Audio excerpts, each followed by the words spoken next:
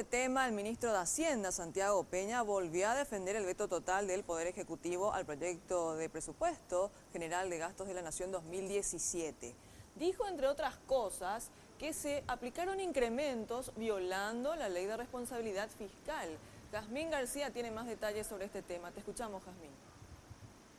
Sí, gracias. El ministro arrancó leyendo un comunicado en el cual, con argumentos jurídicos, explicaba que el veto presidencial al proyecto de presupuesto general de gastos 2017 se ajusta a derecho. Esto es parte de lo que expresaba. Entre los deberes y atribuciones del Congreso Nacional se encuentra el de sancionar anualmente el presupuesto general de la Nación, y entre las atribuciones del presidente de la República se encuentra la de vetar total o parcialmente las leyes sancionadas por el Congreso. Por tanto, la atribución de veto no cuenta con limitación alguna, ni restricción de ningún tipo. La única condición es que el veto se refiera a una ley sancionada por el Congreso. El artículo 209 de la Constitución Nacional se refiere a la objeción total de un proyecto de ley por parte del Poder Ejecutivo. Nuevamente, la referencia es a un proyecto de ley. No existe ninguna mención en la norma sobre algún proyecto de ley en particular que no pueda ser objeto de veto por parte del presidente. Y también decía el ministro Santiago Peña que mientras se estudie el presupuesto general de gastos 2017, específicamente con el veto presidencial, estará rigiendo el presupuesto actual vigente, es decir, el presupuesto 2016 con las ampliaciones ya aplicadas a lo largo del año. Sin embargo, también mencionaba que se va a respetar los límites que desde el Congreso se había impuesto a algunos gastos, como por ejemplo la compra de bocaditos. Esto es lo que expresaba.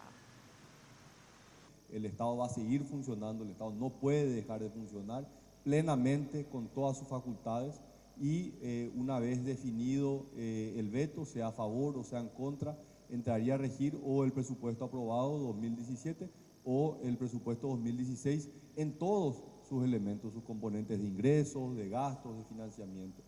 Tenemos un mecanismo que es el plan financiero, donde tenemos todas las herramientas reglamentarias para implementar esos ajustes. Estamos en condiciones. Uno de los que he mencionado y que es muy mencionado, como ustedes saben, es el doble y triple aguinaldo, mal llamado doble y triple aguinaldo, que obviamente en la ley del 2017 estaba vigente, pero el Poder Ejecutivo ya había tomado una decisión este año de cancelar esos pagos.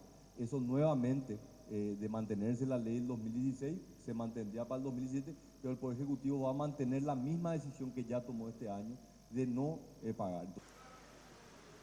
Y por supuesto que un tema por demás sensible es el de los reajustes salariales que ya se había aprobado en el Congreso Nacional para el presupuesto del próximo año.